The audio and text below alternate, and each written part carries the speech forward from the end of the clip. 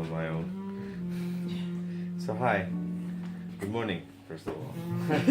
My name is Yasser and I roast the coffee you're about to drink.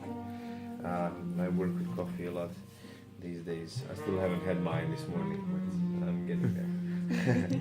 So this is traditional Bosnian coffee, and I can tell you that it looks exactly the same to what traditional Turkish coffee looks like, or traditional Greek coffee, or traditional coffee from Sudan, Lebanon, Syria. Pretty much all the Middle East coffees look like this. Then the question is, what is so Bosnian about this coffee if it's the same in many other countries? Well, besides a couple of steps in the preparation process, I can tell you that we prepare coffee a little bit different than the Turkish people. The biggest difference sort of is the time that we get with this coffee. This coffee provides for us a time out from the real life, let's say. Today, coffee in the world, in this Western kind of culture, coffee is very a tool. Like you wake up in the morning, you have your coffee so you can be fast and more energetic and going to places and, going to work, going to study, going to do what you need to do. This coffee is on the other side of the whole concept of having coffee. I wake up in the morning, I already know what I have to do and everything I have to, take care of. But then I go, okay, I'm going to put this part of my brain on the wait, on hold, and have my coffee first. And my problems will not go away. They will not solve themselves. They will wait for me, right? So it's a good, it's already a good foundation. With this sense of, with this attitude towards coffee, we already had a good foundation for a ritual, which we did. We created a ritual around this coffee, similar to the Japanese tea. Ritual. They have this tea ceremony. But unlike in Japan, they have very strict rules for their ritual. This coffee is your coffee. And I can roast it, I can grind it, pack it, sell it, do whatever, smell as coffee, but I cannot tell you how you should enjoy it, because it is your coffee and not mine. So it's a very individual experience, this coffee. It's for you to find your own way in creating this coffee. So I put the coffee grounds in the bottom of this pot. Over there I boil water. When the water is boiling, I pour it on the coffee, and because of the steam that comes inside from the boiling water into the coffee, it hits the coffee powder and it sends it up to the top. This is why we have this dark looking matter now, which we need to fix. And this is all part of the ritual, because I did not bring you a cup of coffee. I brought you a whole set of things to play with.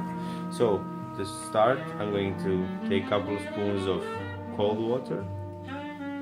Just a moment, this is a little bit too loud. I feel like I'm screaming, but I'm not. So I take cold water first of all, because cold water is a lot more heavy than hot water, so it will fall down to the bottom of the pot. It will take some of the coffee with it. I'm going to use my spoon now to fix only the top of this pot, the rim of the pot, like so. To take the coffee from the side and then pick up and release. Like doing this, I'm helping the coffee grounds that were stuck on the top go down to the bottom.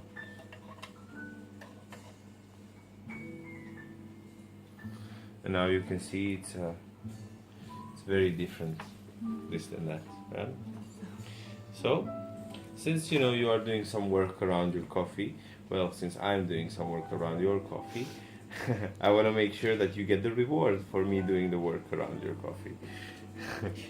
So, yeah, since we are doing some work, we want to make sure that we have something back from the coffee. And this something is going to be that first sip of coffee that we're going to take. It's going to be very intense.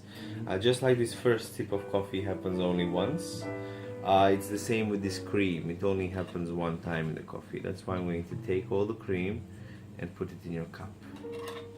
Because after the cream is gone, it's only dark liquid left.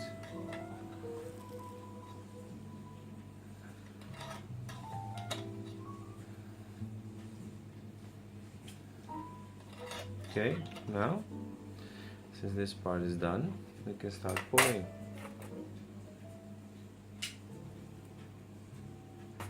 and coffee is served. You have some clean water over here, some Turkish delight with walnuts inside, like a little dessert. And over here, let me show you. Here you go. And here is sugar. This sugar is traditional in cubes. The way we use this sugar is we take one part, you dip into the coffee, one edge, just one corner. You dip into the coffee, you take a bite of what you dipped in the coffee, you hold on your tongue, and then drink bitter coffee over the sugar. So you have sweetness and bitterness kind of overlapping. Enjoy.